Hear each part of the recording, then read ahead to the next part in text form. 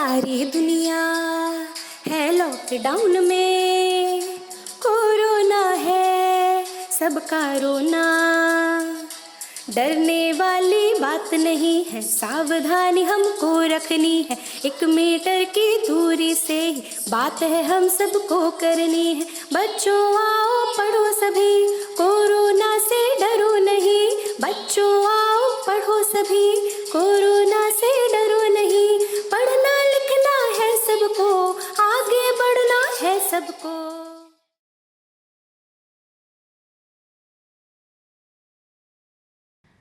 नमस्कार, मैं निधि पालीवाल आज आपके सामने कक्षा 12 के विषय गणित के अध्याय संबंध और फलन का अंतिम भाग 4 लेकर प्रस्तुत हूँ। हम अपने पिछले भागों में संबंधों के बारे में जान चुके हैं। संबंध कितने प्रकार के होते हैं, संबंध का प्रांत और परिसर किस प्रकार ज्ञात किया जाता है। हम फलन को भी सीख चुके हैं, फलन किस प्रकार परिभाषित होते हैं। फलन एक विशिष्ट प्रकार के संबंध ही होते हैं। फलन कितने प्रकार के होते हैं यह भी हम अपने पिछले भाग में सीख चुके हैं। हम इस भाग में फलनों का संयोजन किस प्रकार किया जाता है, व्युत्क्रमणीय फलन किसे कहते हैं और द्विआधारी संक्रियाएं क्या होती हैं, इसको समझने का प्रयास करेंगे। आइए देखते हैं। सबसे पहले फलनों का संयोजन, इसको हम एक उदाहरण की सहायता से समझने का प्रयास करते हैं। हम वर्ष 2019 की किसी 10th क्लास की किसी भी बोर्ड की परीक्षा में बैठ चुके एक विद्यार्थियों का समुच्चय लेते हैं। सभी विद्यार्थियों का समुच्चय हमने एक ए ले लिया है। यह क्या है हमारा, सभी विद्यार्थियों का समुच्चय ए। अब जैसा कि हम जानते हैं कि बोर्ड क्या करता है, जब परीक्षा में जब विद्यार्थी बैठते हैं परीक्षा देने के लिए, तो प्रत्येक विद्यार्थी को एक रोल नंबर अलॉट करता है। तो हमारा जो सेट बी है वह इस प्रकार है, जो प्रत्येक विद्यार्थी को दिए गए रोल नंबरों का समुच्चय है। अब गोपनीयता बनाए रखने के लिए बोर्ड क्या करता है, हर एक रोल नंबर को विरूप करके एक नकली सांकेतिक नंबर दे देता है, जिसको हम अपने एक सेट सी के द्वारा लेते हैं।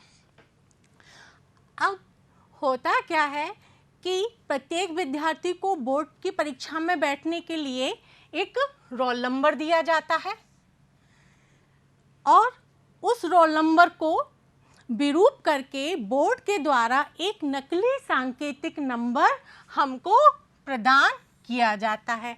इस प्रकार हमको दो फंक्शन प्राप्त होते हैं, 2 फलन। एक फलन हमारा क्या है, फंक्शन a टू b जा रहा है, और दूसरा फलन हमारा g है जो b टू c जा रहा है। यहाँ पे b और c दोनों ही हमारे नेचुरल नंबर के सबसेट हैं, यानी कि b सबसेट है n का और c भी जो है सबसेट है n का। एक बार हम फिर से समझते हैं, यदि a हमारा जो है सभी विद्यार्थियों का समुच्चय है और b सेट जो है उसके संगत हर विद्यार्थियों को दिए गए रोल नंबरों का समुच्चय है, और C जो है प्रत्येक विद्यार्थी के रोल नंबर को विरूप करके एक दिए गए सांकेतिक नंबरों का समुच्चय है, तो हमें यहाँ पर 2 फलन प्राप्त हो रहे हैं। एक फलन f such that a to b जा रहा है हमारा, दूसरा फलन जो है वह g such that b to c जा रहा है।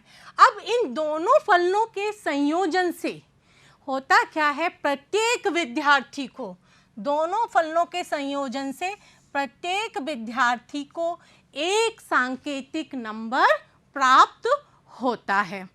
देखिए, हमने इन दोनों फलनों को संयोजित किया तो हमको प्रत्येक विद्यार्थी को यहाँ पर एक सांकेतिक नंबर इस प्रकार प्राप्त हुआ। यह जो प्रक्रिया है यही फलनों का संयोजन कहलाती है। अब इसको हम व्यापक रूप से इसकी परिभाषा के रूप में देखें तो फलन f such that a to b यह जा रहा है तथा g फलन हमारे पास है वह b से c का संयोजन फलन GOF such that a to c। देख रहे हैं आप किस प्रकार परिभाषित है। GOF x बराबर function g of function of x for all values of x belongs to a द्वारा परिभाषित होता है। अब हम एक प्रश्न लेते हैं। हमारे पास यदि कोई फलन f such that R2R, R यहाँ पे क्या है, वास्तविक संख्याओं का समुच्चय, तथा दूसरा फलन g सच दैट R2R है जहाँ हमारे पास fx बराबर क्या दिया हुआ है, cos x, और gx हमारे पास क्या दिया हुआ है, 2x स्क्वायर द्वारा परिभाषित हैं, जहां x के सभी मान जो हैं फॉर ऑल वैल्यूज ऑफ, दोनों ही केस में x बिलोंग्स टू r है। तो हमको गॉफ और फॉग दोनों ही ज्ञात करने हैं। साथ ही हमें यह भी देखना है कि gof is not equal to fog. अब देखिए इसको हम किस प्रकार हल करेंगे। तो सबसे पहले हम देखते हैं gof x. Gof of x ये हमारे क्या बनेगा, फलन g फिर का फलन ये x। देखिए इसमें हम रखते हैं फंक्शन ऑफ x क्या है हमारे पास, cos x है। अब हमारे पास फलन g इस प्रकार परिभाषित है,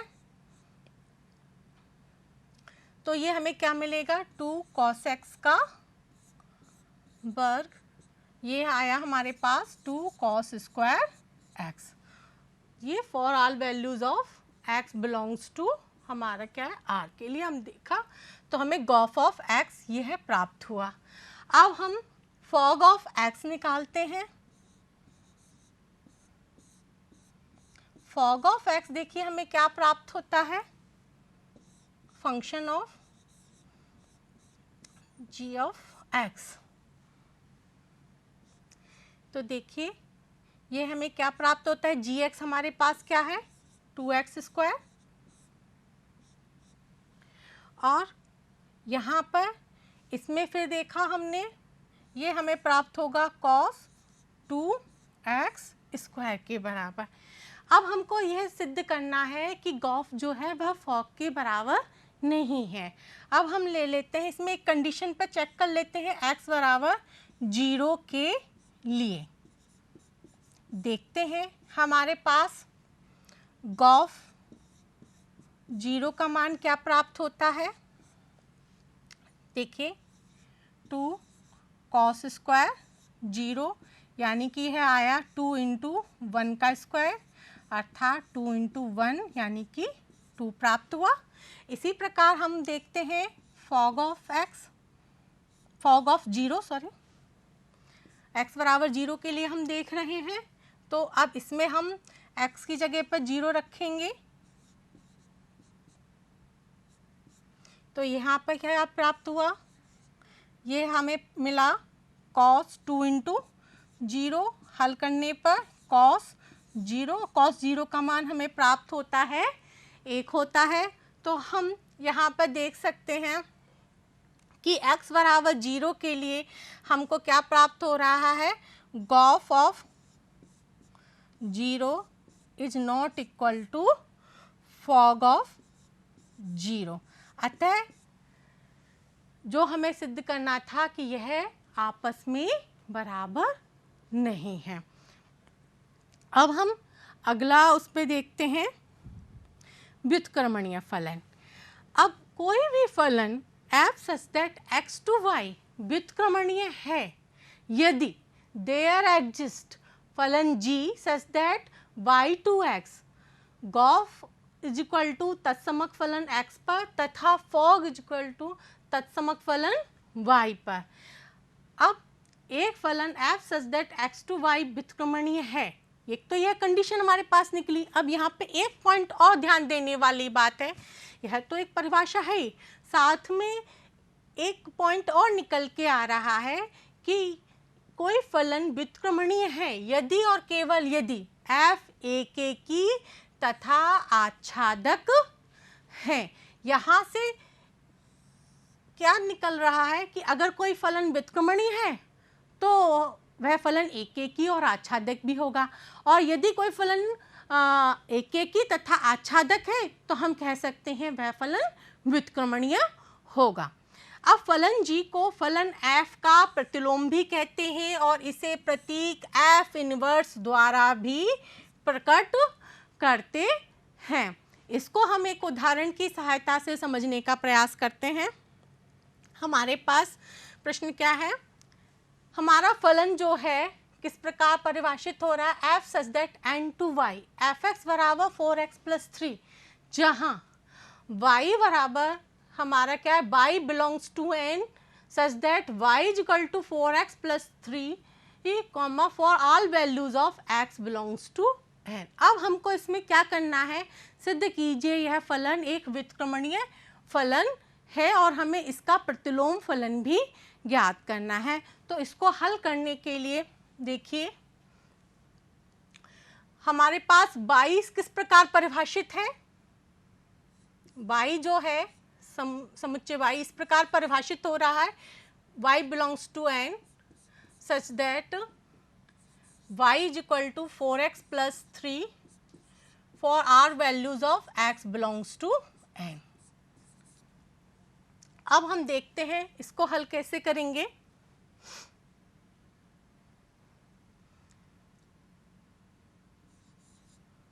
y बराबर fx for all values of x belongs to n, there exist y belongs to y, y is equal to fx is equal to हमारे पास क्या है 4x प्लस 3। यहाँ से हम देख सकते हैं x बराबर हमको क्या प्राप्त होता है, y माइनस 3/4। अब माना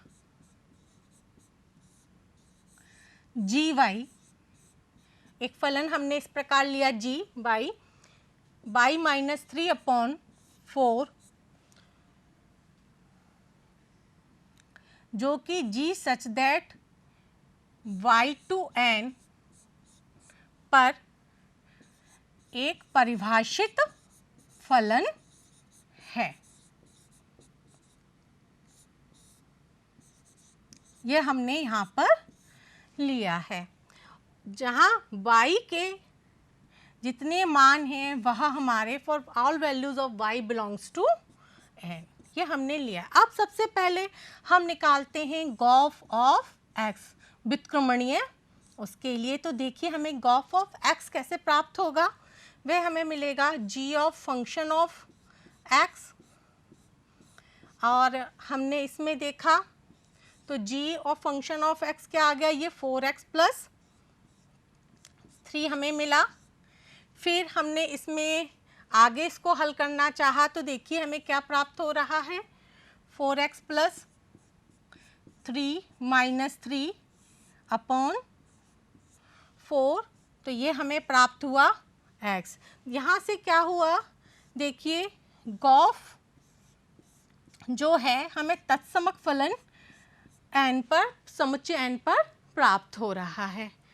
अब हम इसमें क्या ज्ञात करेंगे, fog of y।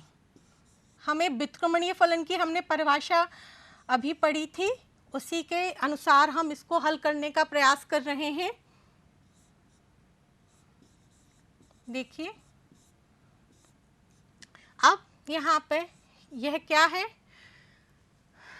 y minus 3/4 ये हमने रखा मान, और जब हम इसको इसमें रख रहे हैं तो देखिए 4 इंटू y माइनस 3/4 प्लस 3, जब हम इसको हल करते हैं तो ये हमें किसके बराबर प्राप्त हो रहा है, ये y के बराबर प्राप्त हो रहा है।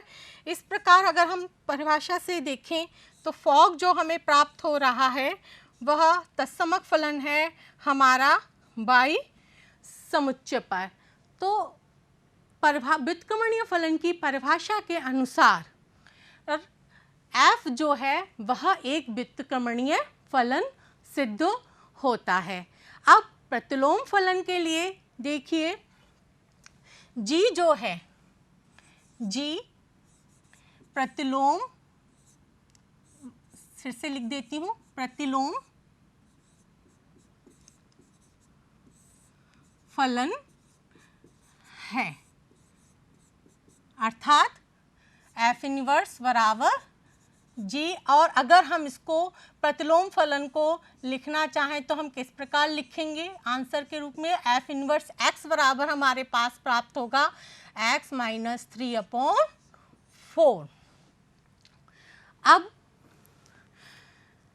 द्विआधारी संक्रियाएं क्या होती हैं, इसको समझने से पहले हम देखते हैं कि अपनी शुरुआती क्लासेस में हम 4 मूलभूत संक्रियाएं जो आप जानते हैं कौन सी हैं, योग की प्लस, जोड़, अंतर, गुणा और भाग की संक्रियाएं हम पढ़ चुके हैं। अब हमको इसमें एक चीज़ भी प्राप्त है कि कोई भी जब ये संक्रियाएं जो हैं हम जब करते हैं तो कोई भी जब 2 संख्याएं लेते हैं तो हमें इनसे संबंधित संख्याएं, जैसे अगर हमारे पास 2 संख्याएं a और b हैं तो इनको अगर हम संबंधित करें इस प्रकार से तो a प्लस b के रूप में हमें एक नई संख्या प्राप्त होती है। इसी प्रकार हमें a माइनस b के रूप में एक संख्या प्राप्त होती है, a इंटू b के रूप में भी एक संख्या प्राप्त होती है और a अपॉन b के रूप में भी एक संख्या प्राप्त होती है संबंध करने पर। लेकिन कंडीशन क्या है, b is not equal to 0 होना चाहिए। यहीं पर हमने यह भी देखा है जब भी हम 3 संख्याओं का जोड़ या गुणा करें या अंतर देखें तो हम सबसे पहले 2 संख्याओं को संबंध करके एक संख्या प्राप्त करते हैं, फिर उसका तीसरी संख्या के साथ संक्रिया करते हैं। अब जैसे हमारे पास 3 संख्याएं हमने ले ली, समझने के लिए देख लीजिए, 2, 3 और 5 ले लिया। अब हमें इसमें क्या संक्रिया करनी, हमें इन तीनों संख्याओं को जोड़ना है। तीनों संख्याओं को जोड़ना है तो हम क्या करेंगे, सबसे पहले कोई भी 2 संख्याएं जोड़ेंगे, फिर जो हमें प्राप्त होगा, चलिए हमने ये 2 संख्याओं का जोड़ लिया, 2 + 3 हमें प्राप्त हो गया, फिर हम इसमें तीसरी संख्या बाद में जोड़ेंगे। तो यहाँ से देखने वाली क्या बात है कि जो चारों ही संक्रियाएं हैं वह द्विआधारी संख्याएं, पहले इनको 2 को संबंध करके फिर हम आगे इसको हल करते हैं। तो अब इसी चीज़ को अगर हम व्यापक रूप में देखना चाहें तो किसी समुच्चय में एक द्विआधारी संक्रिया एस्ट्रिक्स एक फलन a क्रॉस a है और a, b जो है, ये जो हमारा जो फलन है एस्ट्रिक्स, इसको ये ऐसे लिखा होना चाहिए, एस्ट्रिक्स a, b को हम a एस्ट्रिक्स b द्वारा निरूपित भी करते हैं। अब हमने एक छोटा सा उदाहरण लेते हैं और समझने का प्रयास करते हैं। सिद्ध कीजिए कि R में योग, अंतर और गुणा द्विआधारी संक्रियाएं हैं किंतु भाग R में द्विआधारी संक्रिया नहीं है। सबसे पहले हम देखना है R क्या है। R हमारा जो है वह वास्तविक संख्याओं का समुच्चय। तो हमारा फलन किस पर परिभाषित हो रहा है, वास्तविक संख्याओं के समुच्चय पर परिभाषित हो रहा है। तो देखिए, सबसे पहले हल करने के लिए फलन प्लस हमारे पास क्या है, R cross R to R a plus b belongs to R for all values of a, b belongs to R पर परिभाषित फलन है। अब हमारा यहाँ पर ये जो फलन जोड़ है वह किस प्रकार परिभाषित हो रहा है, इस प्रकार परिभाषित फलन है। इसी प्रकार हम अंतर के लिए देखते हैं, यह किस प्रकार परिभाषित हो रहा है। For all values of a, b belongs to r, यहाँ पे a माइनस बी भी r में होना चाहिए पर परिभाषित फलन है। इसको मैं यहाँ पे इस प्रकार लिख रही हूँ। अब इसी प्रकार गुणा के लिए आप देखिए, सभी a, b belongs to r के लिए r क्रॉस r से r, इन दोनों संख्याओं का किसी भी दो वास्तविक संख्याओं का जो गुणा है वह भी उस वास्तविक संख्याओं के सेट में हमको प्राप्त होता है। ये इस प्रकार हमारा परिभाषित फलन है। अब चूंकि यह तीनों ही जोड़, अंतर और गुणा तीनों ही परिभाषित फलन है, क्योंकि जब भी हम कोई दो संख्याएं लेते हैं तो उनका जोड़ या उनका अंतर और या उनका गुणा भी हमें वास्तविक संख्याओं के समुच्चय में प्राप्त होता है।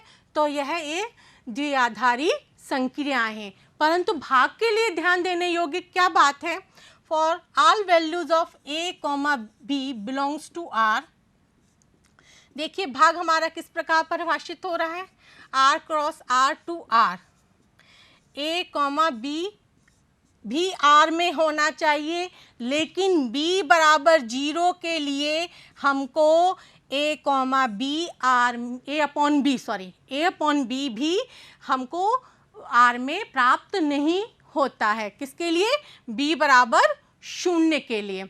यह द्विआधारी संक्रिया भाग की वास्तविक संख्याओं के समुच्चय में तब कहलाएगी जब हमारा फलन किस प्रकार परिभाषित हो कि भाग r cross r to r, a upon b belongs to r। Condition हमारी क्या होनी चाहिए, b is not equal to 0 for all values of a, b belongs to r, तब यह द्विआधारी संक्रिया होगी, अन्यथा यह भाग में द्विआधारी संक्रिया नहीं होगी यदि हमारे पास b बराबर 0 है। अब हम इसमें आगे देखते हैं, समुच्चय x में एक संक्रिया क्रम विनिमेय है यदि a asterisk b is equal to b asterisk a for all values of a, b belongs to x। समुच्चय x में एक संक्रिया साहचर्य है यदि a asterisk b asterisk so is equal to a asterisk b asterisk c for all values of a, b, c belongs to x। इसको हम इस एक उदाहरण की सहायता से समझने का प्रयास करते हैं। हमारे पास क्या देखते हैं कि पूछा जा रहा है क्या यह साहचर्य वह क्रम विनिमेय है। हमारा सबसे पहले हम क्रम विनिमेय के लिए लेते हैं a asterisk b, हमारा किस प्रकार परिभाषित है, a b अपॉन 2। अब हमको यह भी पता है समुच्चय हमारा क्या है, वास्तविक संख्याओं का समुच्चय। तो for all values of a, b belongs to r, यानी वास्तविक संख्याओं के लिए जब हम देख रहे हैं तो हमें पता है गुणा में क्रम विनिमय नियम फॉलो होता है। तो ये इसको हम इस प्रकार भी लिख सकते हैं और यहाँ से ये हमको क्या प्राप्त हुआ, b asterisk a। तो यह कंडीशन हमको प्राप्त हो रही है for all values of a, b belongs to r। तो अतः दी गई द्विआधारी संक्रिया जो है वह क्रम विनिमेय है। सॉरी, इसको विनिमेय लिखेंगे, फिर से लिख देती हूँ मैं, क्रम विनिमेय है। अब यहाँ पर हम अगला देखते हैं कंडीशन हमारी साहचर्य के लिए। तो for all values of a, b, c belongs to r, वास्तविक संख्याओं के सेट पर हम देख रहे हैं। तो पहला हमने केस लिया A asterisk B asterisk C। यहाँ पर ये क्या आया AB अपॉन 2, फिर इसके साथ क्या आ रहा है यहाँ पे ये C। अब ये बन गया, अब इसको हम पूरे को एक मानेंगे तो ये हमारे पास क्या आ गया AB upon 2 into C upon में ये 2 एक और आ जाएगा, तो ये हमारे पास क्या आ जाएगा ABC अपॉन 4। अब दूसरा केस इसका हम लेते हैं। अब हमारे पास क्या है, हमको क्या ज्ञात करना है A asterisk B asterisk C। देखिए अब हमको क्या प्राप्त होगा A एस्ट्रिक्स, अब हम ब्रैकेट के अंदर इसको पहले हल करते हैं तो हमें एक मिलेगा BC अपॉन 2। अब ये हमारा एक हो गया, फिर से हम परिभाषा पे दे जाएंगे। इधर हमारा फलन जो है इस प्रकार परिभाषित है, तो इसको जब हम फिर से लिखेंगे तो ये आएगा हमारे पास ABC अपॉन 2 क्रॉस 2। तो देखिए ये क्या हुआ ABC अपॉन 4।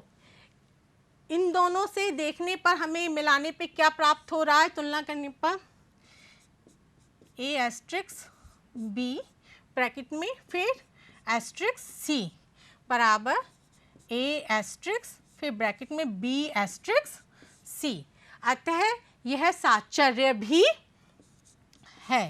साचर्य की परिभाषा के अनुसार हमारी कंडीशन यहाँ पर फॉलो हो रही है, तो यह फलन जो है वह साचर्य भी है।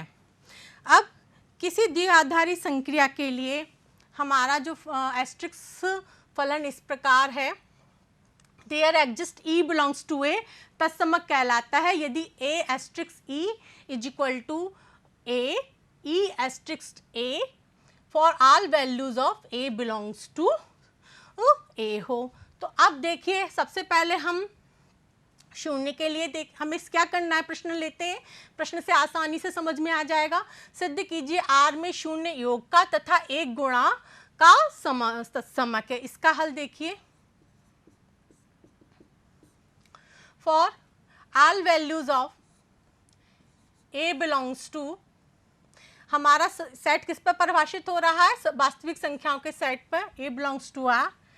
अब A प्लस 0 हमको क्या प्राप्त हो रहा है A, 0 प्लस A भी हमको क्या प्राप्त हो रहा है A। तो परिभाषा के अनुसार 0 जो है, शून्य जो है योग का तत्समक है,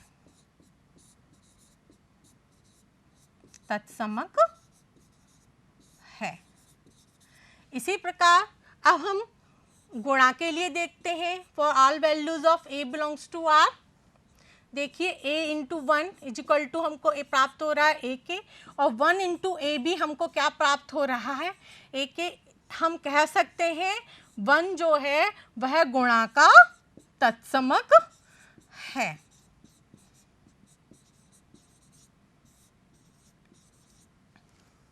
अब इसके आगे किसी द्विआधारी संक्रिया में asterisk A cross A to A के लिए किसी अवयव A बिलोंग्स टू A को व्युत्क्रमणी कहते हैं यदि V belongs to A asterisk B equal to E, B asterisk A बराबर B एस्ट्रिक्स A हो, जहाँ E और A में तत्समक अवयव है। B को हम A का प्रतिलोम भी कहते हैं, जिसे प्रतीक A इनवर्स द्वारा प्रकट करते हैं। इसमें भी एक बहुत छोटा सा उदाहरण है, जल्दी से इसको समझ लेते हैं। हमारे पास R में योग संक्रिया के लिए A का प्रतिलोम माइनस A है, और गुणा संक्रिया के लिए A इज नॉट इक्वल 0 के लिए का प्रतिलोम 1 अपॉन A है। ये हमको देखना है, तो देख लेते हैं ये किस प्रकार है। For all values of A, set हमारा वही वास्तविक संख्याओं का सेट है, A बिलोंग्स टू R।